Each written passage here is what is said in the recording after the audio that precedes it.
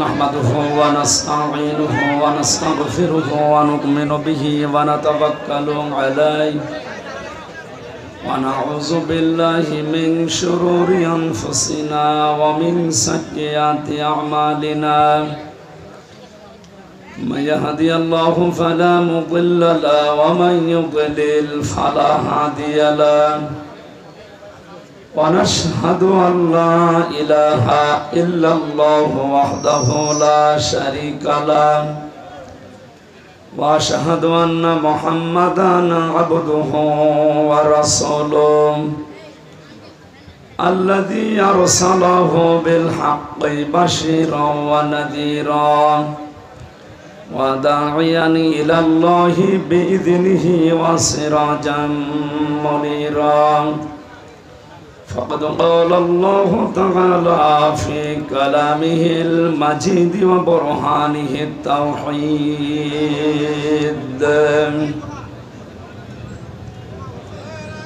أعوذ بالله من الشيطان الرجيم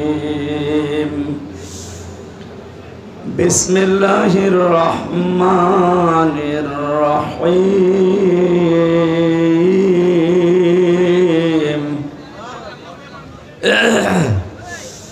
فمن يعلم أنما أنزل إليك من ربك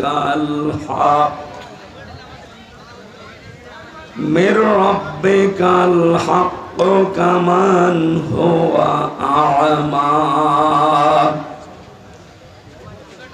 إنما يتذكر أولو الألباب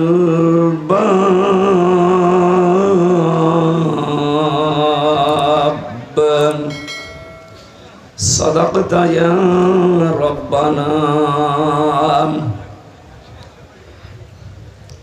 وقال تعالى في شأن رسوله إن الله وملائكته يصلون على النبي يا أيها الذين آمنوا صلوا عليه وسلموا تسليما اللهم صل على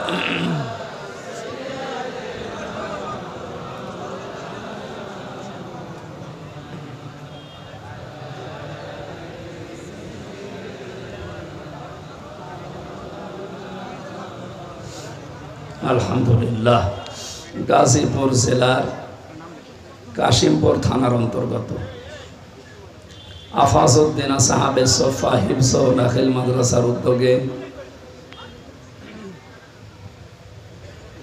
তাফসিরুল কোরআন মাহফিলের স্বনামধন্য সভাপতি জনাব সোহরাবউদ্দিন সরকার দামাত বারকাতুহুমুল আলিয়া সহ সভাপতি জনাব মেজবাউদ্দিন মণ্ডল প্রধান অতিথি ৫ নম্বর ওয়ার্ডের সম্মানিত কাউন্সিলর জনাব আলহাজ মোহাম্মদ দবির উদ্দিন সরকার, এতক্ষণ যারা আলোচনা রাখলেন, কুষ্টিয়া থেকে আগত হাফেজ মাওলানা আসলামউদ্দিন জিহাদি, মাওলানা হোসাইন আহমেদ মাহফুজ চুয়াডাঙ্গা, আমন্ত্রিত ওলামা ইকরাম, অনেকগুলো মানুষের নাম এখানে আছে। একটা একটা করে নাম বলে দোয়া করতে গেলে সময় লাগবে, এমনিতে 11টা পার হয়ে গেছে। একবার দোয়া করে দিলাম, ওয়ারফা'না লাকা যিকরাক। আপনাদের কোনো রেসপন্স নেই, তার মানে দোয়া কি নাম ধরে ধরে করা লাগবে? আপনারা এত রাত করে তুললেন কেন? আর ঘন্টাখানেক আগে তুলতে পারতেন। মঞ্চে বসা ওলামা ইকরাম, সামনে বসা মুসলমান ভাইরা, পর্দার আড়ালের সম্মানিতা মা এবং বোনেরা, প্রাণ প্রিয় কাশিমপুর এলাকাবাসী, এলাকাটা আমার কাছে বেশি পরিচিত, কারণ 3 বছর আপনাদের কাছে, কিন্তু 4 দেওয়ালের মাঝে। আমি জন্মের পরে 3 বছর এক জায়গায় থেকেছি, আমার মনে পড়ে না, তবে এখানে ছিলাম। আপনারা বেশি ভালোবাসেন, এই জন্যে ধরে রেখেছিলেন।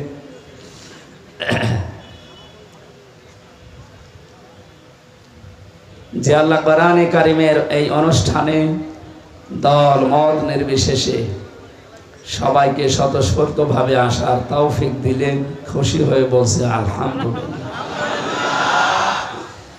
আমরা কোরআনে কারিম প্রচার করতে এসেছি। আমার বাড়ি কুষ্টিয়া জেলা, আর এটা গাজীপুর। এই প্রায় 200-250 কিলোমিটার পথ পাড়ি দিয়ে কোরআনে কারিমের দাওয়াত নিয়ে আসলাম। আমার উদ্দেশ্য হচ্ছে সঠিকটা তুলে ধরা। যারা শুনতে এসেছেন তাদের কিছু কর্তব্য আছে, দায়িত্ব আছে।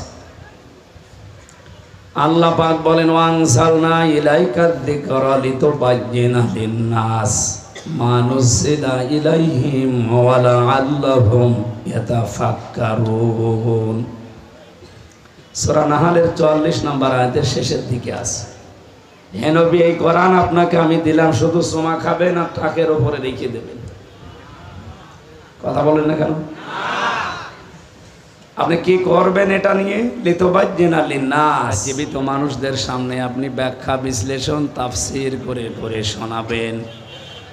এখানে লাম শব্দটা আমরা জানি সারা গ্রামার আরবি, সে অনুযায়ী ব্যবহার করা হয় জীবিত মানুষদের জন্য।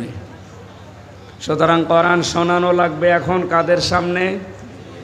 জীবিত মানুষ। বলেন তো কাদের সামনে? কিন্তু পরিবেশ আমরা এমন জায়গায় নিয়েছি, এখন জীবিত মানুষদেরকে এখন কোরআন শোনাতে গেলে ঝামেলা। মরে গেলে কোরআন পড়েন, অসুবিধা নেই। আরে ভাই, মরে গেলে কোরআন পড়ার কোনো নিয়ম নীতি আছে? সে পড়বে তার সওয়াব হবে। যে লোকটা মারা গেছে, ও যদি কোরআনের ওপরে না চলে, কোরআন ওর লাশের সামনে না, ওর বুকের ওপরে চড়ে পড়লো, কাজ হবে না।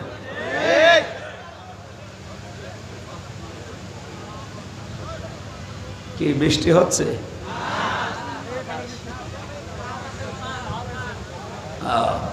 বাতাস হচ্ছে। আমরা কোরআনে কারিমের আয়াত থেকে 2টা তথ্য পেলাম। 1 নম্বরে কোরআন শোনাতে হবে জীবিত মানুষদেরকে, ব্যাখ্যা বিশ্লেষণ করি। নবীজি এখন বেঁচে থাকলে এই গাজীপুরের কাশেমপুরের এই রাস্তা দিয়ে যদি হেঁটে যেতেন, উনি যদি এই মঞ্চে বসে বলতেন, গাজীপুরবাসী আসো, কোরআনে কারিম আল্লাহ আমাকে যেটা দিয়েছে আমি ব্যাখ্যা করে তোমাদেরকে শোনাই, আপনারা বসতেন না? হ্যাঁ বলেন। উনি এখন নেই, ওই দায়িত্বটা এখন আলেমদের উপরে। আমার নামে যেহেতু আলেম লেখা আছে, সুতরাং ওইটা আমি একটু পেয়েছি। ওই রকম মন নিয়ে আমি এখন অ্যাডভার্টাইজ করব, ডেলিভারি দেব। আপনাদের উচিত হচ্ছে লাআল্লাহুম ইয়াতাফাক্কারুন, আজকের কথাগুলো নিয়ে বাড়িতে যেয়ে চিন্তা ভাবনা করা। এই কথা বলেন না কেন? রদের 19 নম্বর আয়াতটা পড়েছি। কয় নম্বর আয়াত? 43টা আয়াত আছে, 3টা রুকু আছে। মদিনায় নাজিল হয়েছে, মাত্র 1টা আয়াত পড়েছি। এখান থেকে আমরা তাফসীর আকারে কথা বলবো। আপনি যেহেতু পোস্টার করেছেন তাফসীরুল কোরআন মাহফিল, এটা বন্ধ করে দিন। আইছেন, বন্ধ করে দিন। এটা বন্ধ করে ফ্যান এখানে এমনি কাজ করে দিন। ওই পেছনের মানুষ আবার ডিস্টার্ব করবে, আপনি কাজ করে ফেলে রাখেন।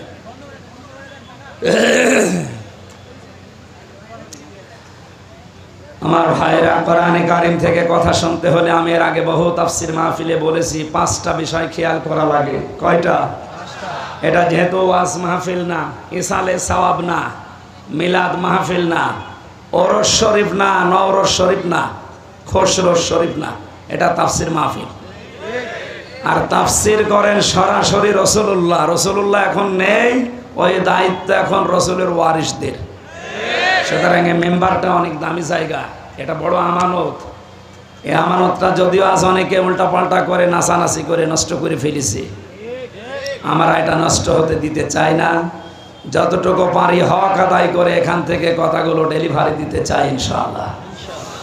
কণ্ঠটা আল্লাহ তোমার কাছে আমি ভিক্ষা চাচ্ছি, একটু ছেড়ে দাও, জবান খুলে পড়েন। আউযু বিল্লাহি মিনাশ বিসমিল্লাহির রহমানির রহিম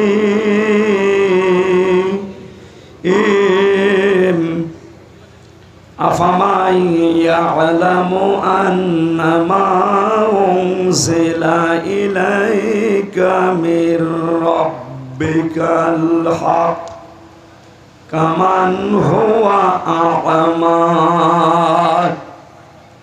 ইন্নামা ইয়াতাযাক্কারু উলুল আলবাব।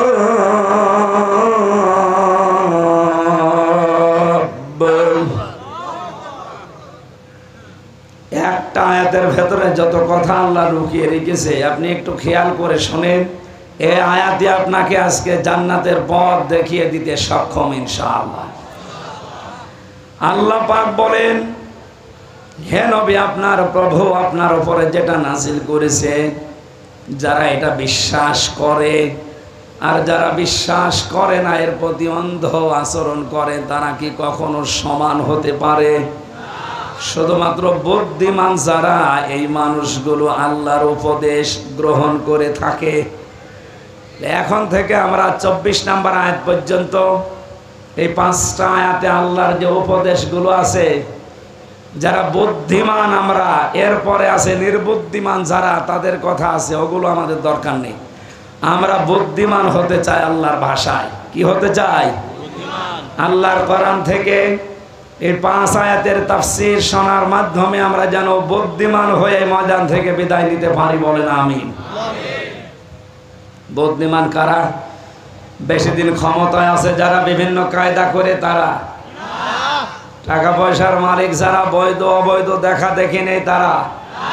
বলেন, এরা তো বুদ্ধিমান নয়। এদের জন্য ভয়ঙ্কর কথা কোরআনে কারিমের সূরা মারিজের 19 নম্বর আয়াতে আল্লাহ দিয়েছে।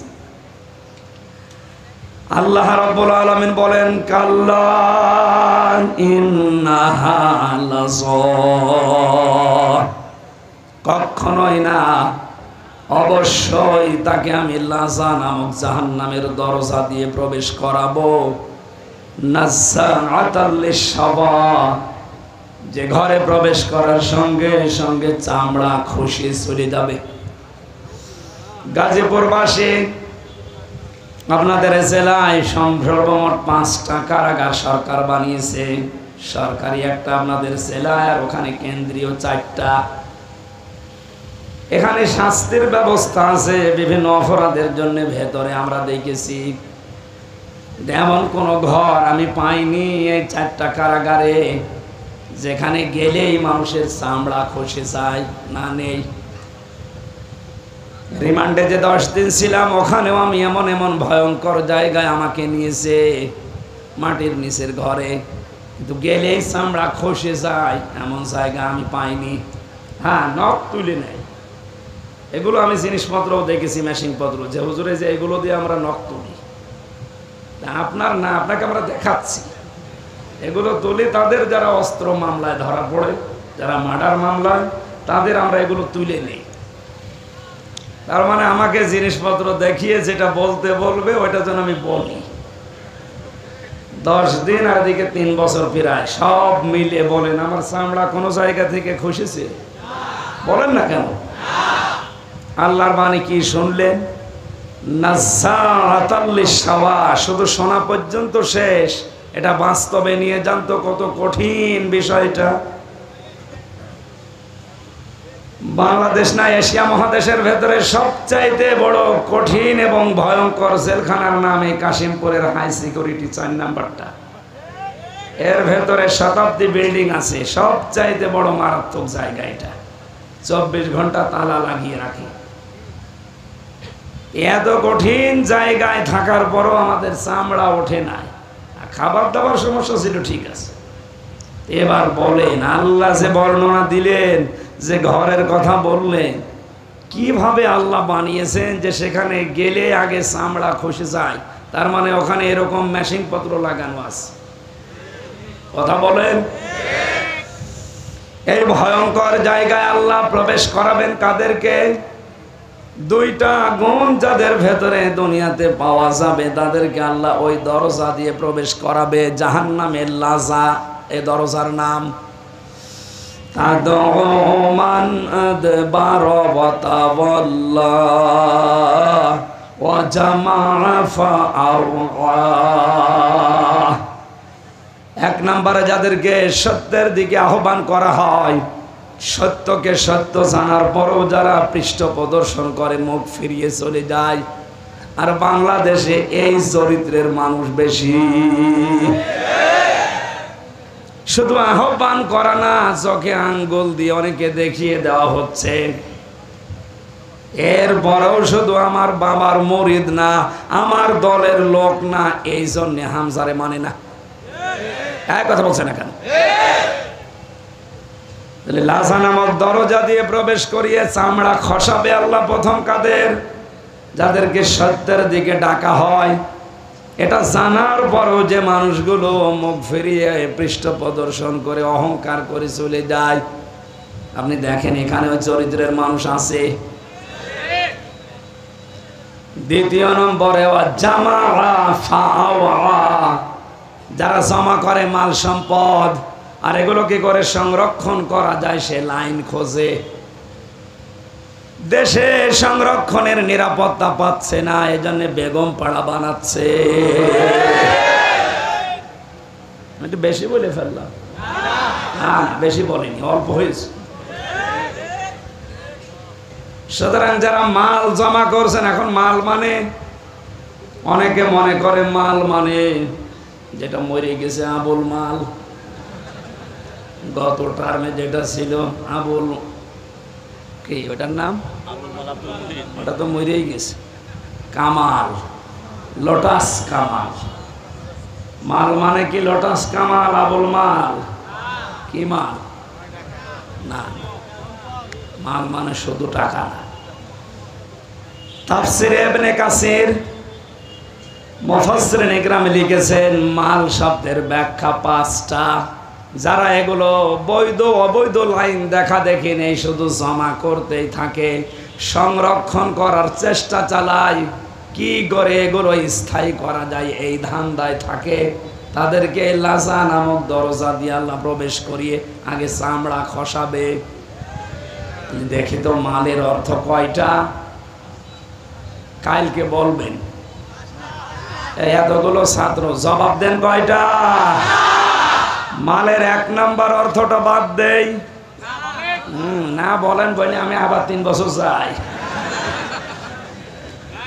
যেটা যেটা দেখবো আমার গায়ে লাগবে ওইটা বাদ দিয়ে দেবো।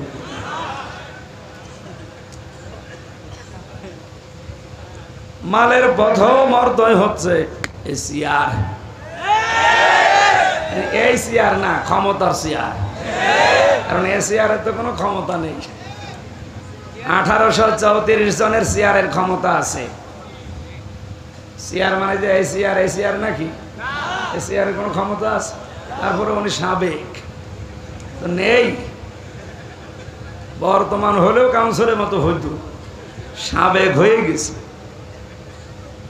তাহলে বাস্তবতা কি? চেয়ার মানে বাংলাদেশে 1734টা চেয়ার, মেন চেয়ার। প্রধানমন্ত্রী শেখ হাসিনা থেকে শুরু করে এলাকার উপজেলা চেয়ারম্যান পর্যন্ত যারা আছে, এই 1734টা চেয়ার, এগুলো মাল। এগুলো কি? এগুলো যারা সংরক্ষণ করা, জমা করা আর কি করে স্থায়ী করা যায় এই চিন্তা ভাবনায় আছে। আমি মনে হয় বেশি ভেতরে চলে যাচ্ছি, একটু উপর দিয়ে যাই। এমনি ঝামেলায় আছে, আরো নিচে দিয়ে যেতে বলছে। দ্বিতীয় নম্বরে মাল মানে প্রভাব প্রতিপত্তি। 3 নম্বরে মাল মানে টাকা পয়সা, অর্থ সম্পদ। 4 নম্বরে মাল মানে অস্ত্র শস্ত্র। 5 নম্বরে মাল মানে নেককার স্ত্রী। কয়টা জিনিস বললাম? ব্যাখ্যা করতে গেলে আপনারা উল্টা দিকে নিয়ে যাবেন। এমনি আমি যা বলি ওটা খালি উল্টা বোঝে মানুষ। আমার যে মামলা দিয়েছিল ওটা নাকি এসের খানে এখনো আছে, গত হাজিরায় ওরা নিয়ে এসেছিল। এর আগে একবার দেখেছিলাম ছেলের ভেতরে, আর এই হাজিরার দিন দেখলাম। আমি মনে করলাম জিজ্ঞাসা করে যে তুমি জেলখানার ভেতরে তো এমনি না, কোথায় এসে সিরাজগঞ্জ থেকে এটা ভাঙা কাঁচি নিয়ে এসেছে সংসদ ভাঙবে। সংসদ কাঁচি দিয়ে ভাঙা যায়? বম মারলে ওড়ে না, আরো কাঁচি নিয়ে এসেছে পাগল সে সিরাজগঞ্জ থেকে। পুলিশে ধরেছে, বলছে আমির হামজার ওয়াজ শুনে আমি উদ্বুদ্ধ হয়েছি, এই জন্য আমি ভাই ওইসব দরকার নেই, আমি যা বলি আপনারা উল্টো বোঝেন ওই পাগলের মতো। আমি শুধু তা মানে একেবারে কারো শরীরে যেন না লাগে এরকম তাফসীর করে যাচ্ছি। তাহলে জমা করবে যারা, এই মালের যে 5টা অর্থ বললাম এগুলো যারা জমা করে, আর এগুলো কি করে সংরক্ষণ করা যায়, স্থায়ী করা যায়, এই চিন্তা ভাবনায় নিয়োজিত থাকে, এদেরকে আল্লাহ এমন ঘরে প্রবেশ করাবে যেখানে ঢুকলে আগে চামড়া খসে যাবে। আল্লাহ তুমি আমাদেরকে এখান থেকে বাঁচাও, বলেন আমিন। কোরআনে কারিমের সূরা রদের এই জায়গায় আল্লাহ জানিলেন, হে নবী আমি আপনার প্রতি যে কোরআন নাযিল করলাম, যারা এটাকে বিশ্বাস করবে দুনিয়ায়, আর যারা এর প্রতি অবিশ্বাসী, যারা এর প্রতি অন্ধ আচরণ করে, এরা কখনোই সমান না। বুদ্ধিমান লোকেরাই কেবলমাত্র আমি আল্লাহর উপদেশ গ্রহণ করে থাকে। আল্লাহর উপদেশ তাদের জন্য কাজেও লাগবে। আল্লাহ পাক বলেন, ফাযাক্কির বিল কুরআনি মান ইয়াখাফু ওয়াঈদ। So admonish and or by the Holy Quran him who face my threat. হে নবী, কোরআন দিয়ে এই বুদ্ধিমান মানুষগুলোকে সুসংবাদ দেন, সতর্ক করেন যে মানুষগুলোর ভেতরে আল্লাহর ধমকের ভয় আছে। আমরা যত বড় শরীরের অধিকার হই, যতদিন ক্ষমতায় থাকি না কেন, মুসলমান যারা দাবি করছি, অবশ্যই আমাদের ভেতরে আল্লাহর ধমকের ভয় আছে। এক কথা বলেন। এখানে আমরা যেহেতু বুদ্ধিমান, আল্লাহর ধমককে আমরা ভয় করি, তার উপদেশ আমাদের কাছে আসবে। আল্লাহ এবার উপদেশ আরম্ভ করছেন। আল্লাহ রাব্বুল আলামিন বলেন, বুদ্ধিমান বিবেক সম্পন্ন মানুষ কারা জানো? যাদের ভেতরে এই গুণগুলো দুনিয়াতে দেখতে পাবে, তারা এই দুনিয়ায় আমি আল্লাহর ভাষায় বুদ্ধিমান। আল্লাযীনা ইউফুনা বিআহদিল্লাহ ওয়া লা ইয়ানকুদুনাল মিসাক। দুইটা কথা পেলাম এই আয়াতে, আপনি নিজের সাথে সব সময় মিলাবেন। 1 নম্বরে যারা আল্লাহকে প্রদত্ত অঙ্গীকার রক্ষা করে, 2 নম্বরে প্রতিজ্ঞা করার পরে যারা ভঙ্গ করে না। এবার আসেন তো এই 2টা শব্দ নিয়ে আমাদের বাস্তব জীবনে যায়। আল্লাহর সাথে দেওয়া অঙ্গীকার যারা দুনিয়াতে রক্ষা করতে পারবে, আল্লাহর সাথে অঙ্গীকার আমাদের কয়টা? বলেন বলেন। আমার এই কথা শুনতে হলে ভেতরে কিছু থাকা লাগবে। একেবারেই কিচ্ছু জানেন না, বোম্বাস্টিক মার্কা, তাহলে আমারও বোঝাতে সমস্যা। আমরা আল্লাহর সাথে অঙ্গীকার কয়টা? একটা করেছিলাম রূহের জগতে। উনি আমাদেরকে জিজ্ঞাসা করেছিলেন, ওয়াইদ তাআযানা রাব্বুকা, স্মরণ করো ওই সময়ের কথা যখন তোমার রব হযরতে আদমের পৃষ্ঠদেশ থেকে তার যত সন্তান কিয়ামত পর্যন্ত আসবে সবাইকে বের করে সামনে রেখেছিলেন। জিজ্ঞাসা করেছিলেন, আলাস্তু বিরব্বিকুম, আমি কি তোমাদের রব না? যত রূহ আমরা ওই জায়গায় ছিলাম, এক বাক্যে বলেছিলাম, ক্বালু বালা, অবশ্যই আপনি আমাদের রব। আমরা কিন্তু ক্বালু নাম বলতে পারতাম যে হ্যাঁ আপনি আমাদের রব, কিন্তু নাম শব্দ না ব্যবহার করে আমরা বালা বলেছিলাম। নাম মানে হা, বালা মানে হা। নাম মানে এমনিতেই হা, আর বালা মানে গ্যারান্টি দিয়ে হা। বলেন সুবহানাল্লাহ। ওই সময় আল্লাহ পাক ডান হাত, কুদরতি হাতকে এভাবে মেলে ধরেছিলেন। এর ভেতরে যত রূহ দেখা গেছে আদমের সন্তানদের, নবীজিকে আল্লাহ হযরতে আদমকে শুনিয়েছেন, আদম এগুলো তোমার সব জান্নাতি সন্তান।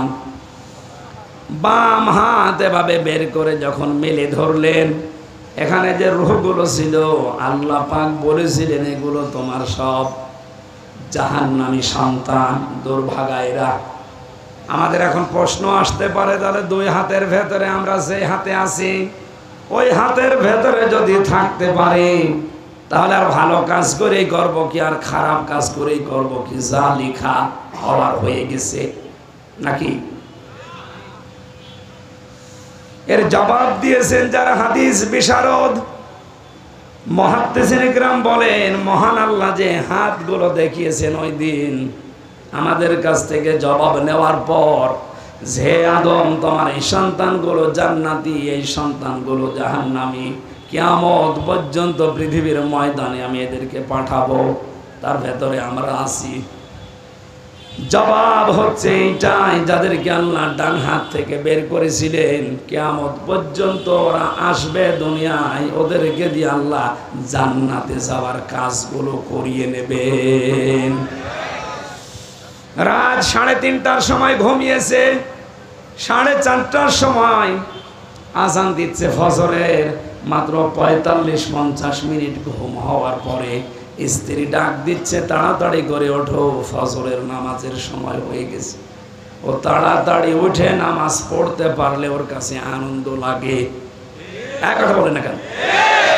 ঠিক আর একটা লোক রাত 9টার সময় ঘুমিয়েছে, রাত 4:30টার সময় আপনি তারে ডাক দিচ্ছেন, 8টা-9টা ঘন্টা মরণের ঘুম ঘুমিয়েছে, ফজরের নামাজে ডাক দিলে এখনো পর্যন্ত বলে আমার ঘুম হয়নি, ডিস্টার্ব করলি কেন? আপনি ধরে নিতে পারেন আপনি আছেন ডান হাতে আর ওই লোকটা আছে ওই বাম হাতে। আপনাকে আরো ভালো কাজ করাবে যদি ওই ডান হাতের ভেতরে থাকেন, আপনার মন মানসিকতা ভাবে পয়দা করে দেবে। লা ইয়াস্তাউই আসহাবুন নারি ওয়া আসহাবুল জান্নাহ, আসহাবুল জান্নাতি হুমুল ফাইজুন। হে নবী, যেই মানুষগুলো জান্নাতি আর যারা জাহান্নামী এরা কখনো সমান হবে না, এদের রাস্তায় আলাদা। আপনি কখনো তাদেরকে এক রাস্তায় চলতে দেখবেন না, এদের দুনিয়ার জীবনটাই পুরো আলাদা জীবনে চলবে। আজকে আসার সময় ফ্যান্টাসি কিংডম দেখাচ্ছিল এখানকার একজন, আর আমারে বলছে এখানে এমন কোনো কাজ নেই যেটা বৈধভাবে হয় না। ওখানে কাজ তো সব বৈধভাবে হচ্ছে নাকি? ওখানে আপনি এরকম মানুষকে নিয়ে যেতে পারবেন পিটিয়েও? পারবেন না। ওখানে যাওয়ার মানুষে দুনিয়ায় আলাদা, আর ওখানে যারা যায় ওদেরকে আপনি মসজিদে, মাদ্রাসা, ঈদগায় পাবেন না। এখানে আসলে ওদের শরীরে জ্বালা ধরবে, আর এই চরিত্রের মানুষগুলো ওই জায়গায় গেলে এদের শরীর খারাপ হবে। বিশ্ব নবী মুহাম্মদ রাসূলুল্লাহর বয়স এই বয়সের 8-9 বছর, ওনাকে একটা মেলায় নিয়ে গিয়েছিল বন্ধুরা। আল্লাহর নবীকে উকাস মেলা, এই মেলাতে নিয়ে যাওয়ার পরেই তিনি সঙ্গে সঙ্গে অজ্ঞান হয়ে গেছেন। ওখানে যে ঘুম তিনি দিয়েছেন, ঘুমের ভেতরে তারপর আর রাত চলে গেছে। সূর্যের আলো যখন সকালবেলা তার মুখের ওপরে পড়েছে, নবীজি টের পেয়ে দেখলেন আশপাশে কেউ নেই। ওরা গান বাজনা, মেলা যা করার আনন্দ ফুর্তি করে সবাই বিদায় নিয়ে চলে গেছে। পুরাটা সময় বিশ্ব নবীকে আল্লাহ জাহান্নামী কাজ থেকে বাঁচিয়ে রেখেছে। আপনি যদি সত্যি হযরতে আদম আলাইহিস সালামের সন্তানদের আল্লাহর ডান হাতের ভেতরে পড়ে যান, এমন ভালো ভালো কাজের আঞ্জাম আপনাকে মরণের আগ পর্যন্ত আল্লাহ দেওয়াতেই থাকবে। হ্যাঁ, এখানে কিছু নিয়ম নীতি আছে। আপনাকে ভালো ভালো কাজ পাওয়ার পরে শুকরিয়া আদায় করা লাগবে আল্লাহর। লাইন শাকারতুম লাযিদান্নাকুম ওয়া লাইন কাফারতুম ইন্না আযাবি লাশাদীদ। যদি আমার নিয়ামতের শুকরিয়া আদায় করো আমি আল্লাহ ওইটা বাড়িয়ে দেব, নিয়ামতের শুকরিয়া আদায় আমরা বাংলাদেশের মানুষ একটা বুঝি কি, সেটা টুটি পর্যন্ত খাবারের পর একটা ঢেকর তুলে বলে আলহামদুলিল্লাহ, হয়ে গেল না। কেউ যদি কোনো নিয়ামত পাওয়ার পরে শুকরিয়া আদায় করে, ওকে তিনটা বিষয় লক্ষ্য রাখা লাগবে। উনি যে কাউন্সিলর, আমি যে এখানকার প্রধান বক্তা, উনি যে প্রধান অতিথি, প্রত্যেকটা বিষয় আমার আল্লাহ বলেন ভালো হোক আর মন্দ হোক, প্রতিটি জিনিস আমার বান্দা বান্দীদের জন্য পরীক্ষা। সূরা ফজরের ভেতরে আল্লাহ এই তথ্যগুলো দিয়েছেন। ফাম্মাল ইনসানু ইযা মাবতালাহু রাব্বুহু ফাকরামাহু ওয়া না'মাহু ফায়াকুলু রাব্বি আকরামান ওয়া আম্মা ইযা মাবতালাহু রাব্বুহু ফাকদারা আলাইহি রিজকা ফায়াকুলু রাব্বি আহানান। আমি মানুষকে ভালো কোনো কিছু দিয়েও পরীক্ষা করি, নিয়ামতগুলো দিয়েও তাকে পরীক্ষা করি, নিয়ামত কেড়ে নিয়ে অসম্মানিত করেও আমি তাকে পরীক্ষা করি। সুতরাং আজ যারা ক্ষমতায় আছেন, এটা আপনার পরীক্ষার বিষয়। আবতাগি ফীমা আতাকাল্লাহু দারুল আখিরাহ, আপনাদের উচিত হবে ক্ষমতাটা আল্লাহর দ্বীনের, ইসলামের, মানবতার পক্ষে কাজে লাগিয়ে আখিরাতের ঘর নিজের জন্য তৈরি করে নেওয়া। তাহলে আপনি আল্লাহর ভাষায় বুদ্ধিমান হবেন। অথচ ক্ষমতা পেয়ে অনেকে আজ আখিরাতের ঘরের পরিবর্তে জাহান্নাম তৈরি করে রাখছে। আমি আল্লাহর সাথে অঙ্গীকারের বিষয় বোঝাচ্ছিলাম। একটা অঙ্গীকার ওই সময় বলেছিলাম, কালু বালা, অবশ্যই আপনি আমাদের রব। রবের ভেতরে আমরা 19টা শর্ত লুকিয়ে রেখেছিলাম। রবের পুরা অর্থ আপনি দেখবেন অভিধানে। রব শব্দের অর্থ 19টা। কয়টা? 19টা। বলেন। 19টা। এবার একটা একটা করে মিলাবেন নিজের জীবনে, 19টা পাওয়া যায় কিনা। এক নম্বরে রব মানে যিনি লালন পালনকারী। আপনি বলেন তো নিজের মনের দিকে তাকিয়ে, এ কথা কি আমরা 100% আল্লাহকে বিশ্বাস করে মানতে পারি যে আল্লাহ আমার লালন পালনকারী? না না, এটা তো চামড়ার মুখের কথা।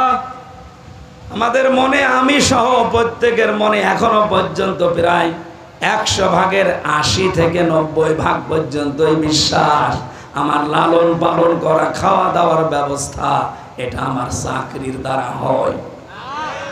এই না বলছেন মানে? আমাদের মনের অবস্থা বললাম আমি। এটা আমার ব্যবসার দ্বারা হয়, এটা আমার জমি জায়গার দ্বারা হয়, ঘর ভাড়ার দ্বারা হয়। কথা বলেন না কেন? অথচ এই জায়গায় বলেছিলাম আপনি আমাদের রব। আল্লাহ বলেন আন তাকুলু ইয়াউমাল কিয়ামা ইন্না কুন্না আন হাযা গাফিলিন। এই কথাটা দুনিয়ায় যাওয়ার পরে যেন তোরে ঠিক থাকে, এটা যেন গাফেল হয়ে যাবি না, কারণ কিয়ামতে কিন্তু আবার এইটা প্রশ্ন করা হবে। গাজীপুর বাসে আল্লাহর সাথে অঙ্গীকারের প্রথম যেটা আমি দেখছি, এটা আমরা ফেল করে ফেলেছি। আমাদের মনের ভেতরে এখনো বদ্ধমূল ভাবে এই ভরসা তৈরি হয়নি যে চাকরি, ব্যবসা, ঘর ভাড়া এটা আমার মাধ্যম। আসলে আমাকে খাওয়াতে পারে শুধুমাত্র কে? খাবার চারিদিকে তৈরি করে ফেলে রাখা আছে। আল্লাহ এমন একটা অসুখ আমাকে দিতে পারে যে অসুখের কারণে একটা খাবারের দিকেও তাকানো সম্ভব না। কত ধনী ধনী মানুষকে আমি এদেশে দেখেছি। বাংলাদেশের যারা বড় বড় 10 জন ধনী, তার ভেতরে প্রায় 8 থেকে 8 জনের সাথে আমার মেশা হয়েছে অলরেডি, কম বেশি। সবচাইতে বড় ধনীর তালিকায় পাবেন আপনি আকিস গ্রুপকে। 10 জনের ভেতর আর একজন না।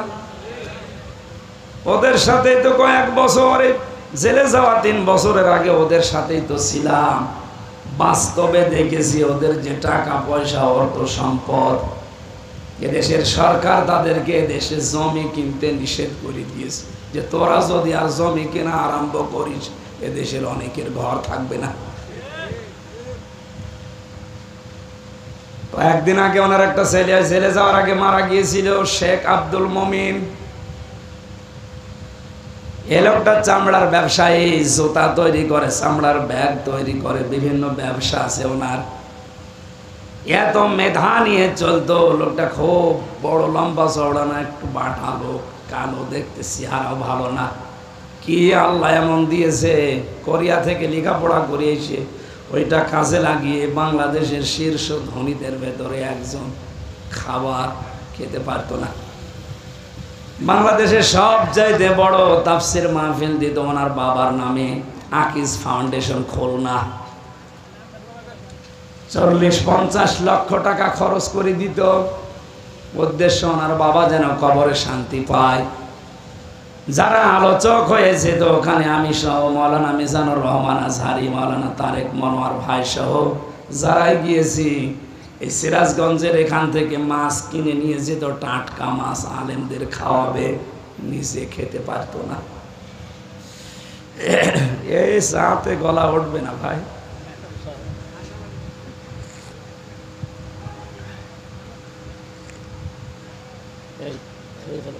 হবে না, এটা ওঠে নাকি? ডাক্তারে আমারে বলে আপনি 10 দিন কথা বলবেন না। তো ডাক্তারের কথা শুনতে গেলে আজকে এখানে আসা হতো? আর এখানে না আসলে আপনারা তো দোয়া করতেন নাকি? বলতেন হুজুরের গলা ভেঙে গিয়েছে, আসেনি, ও গলা আরো ভেঙে যাক, হুজুর মরে যায় যাক, আমার ওয়াজ শোনা লাগবে। যে গরু দিয়ে চাষ করে খাবেন, গরু যদি মরে যায় চাষ করবেন কি? অন্তত আমি একটু ঠিকই থাকি। আসলে আপনারা তো খাবার দাবার ভালো দেননি। বলেন কই, আমরা তো দিতাম না। বাইরের খাবার ওখানে ঢোকা নিষেধ। গাজীপুর কাশিমপুরের হাই সিকিউরিটি জেল, এটা আলাদা, এখানে বাইরের খাবার ঢুকতে দেয় না। ভেতরে আপনি যা পাবেন তাই। বলেন কেন, ভালো খাবার রান্না হয়? হ্যাঁ হয়, ভালো খাবার রান্না হয়, শুধু ওই তেলাপিয়া মাছ আর পাঙ্গাস। কাল খাস বলে রেখে দেয়। জীবনে কোনোদিন পাঙ্গাস খেয়েছি কিনা মনে নেই, কিন্তু 3 বছরে ওইটা ছাড়া আর কিছু পাইনি।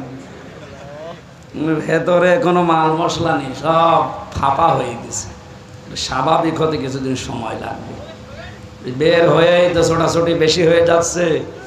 এখন মনে হচ্ছে যে ভেতরে থাকাই ভালো ছিল, কিন্তু একটু কষ্ট হতো। কণ্ঠটা যদি আল্লাহ ছেড়ে দিত আর আগের স্বাভাবিক অবস্থায় থাকতো, 1.5-2 ঘন্টা তাফসীর করা কোনো আয়াতের উপরে আল্লাহর দিকে তাকিয়ে বলছে কোনো ব্যাপার না, কিন্তু কণ্ঠ সাপোর্ট করছি না। কথা বলতে গেলে কেমন যেন বুকে ব্যথা উঠছে। তাহলে আল্লাহ যে রব শব্দের 19টা অর্থ আমরা তাফসীরে পেলাম, একটাই প্রথমে আমরা ফেল করে বসে আছি। রব মানে লালন পালনকারী। এটা এখন থেকে আল্লাযীনা ইউফুনা বিআহাদিল্লাহ, বুদ্ধিমান তো ওরা যারা আল্লাহর সাথে কৃত অঙ্গীকার পূরণ করে। আমরা প্রথমটাই ব্যর্থ। 2 নাম্বারটা একটু কড়া, এটা বলবো। রবের 2 নাম্বার অর্থ, রব মানে আইনদাতা। এটা শুনলেই কিছু মানুষের চুলকানি আরম্ভ হয়ে যায়। আপনি কোরআন থেকে রব এই শব্দটা কেটে বাদ দিয়ে দিন, দেন। এখন যদি মুরব্বীকে বলি টয়লেটে যান, বাম পা দিয়ে প্রবেশ করেন, দোয়া পড়েন, 8, 9, 10 মিনিট 20 মিনিট ওখানে কাটান, বের হওয়ার সময় গফরানাকা আলহামদুলিল্লাহিল্লাযী আযহাবা আন্নিল আযা ওয়া আফানি, এই দোয়া পড়ে ডান পা দিয়ে বের হন। এসে গেলেন, বসলেন, বের হলেন, 8, 10 মিনিট 20 মিনিট আধা ঘন্টাও যদি ওখানে থাকেন, পুরাটাই ইবাদত। কথা বলেন বলেন বলেন, পুরাটা কি? কারণ এই তরিকাটা রসুলের। তরিকাটা কার? আল্লাহর নির্দেশ, রসুলের তরিকায় এই 8, 10 মিনিট আধা ঘন্টা মেনে নিলে যদি আপনার এই টয়লেট ইবাদত হয়ে যায়, তাহলে 10 বছর নবী কোরআনে কারিম দিয়ে এই পৃথিবী চালিয়েছিলেন। এটা আপনার কাছে রাজনীতি মনে হয়, আপনি কি মানুষ না জানোয়ার?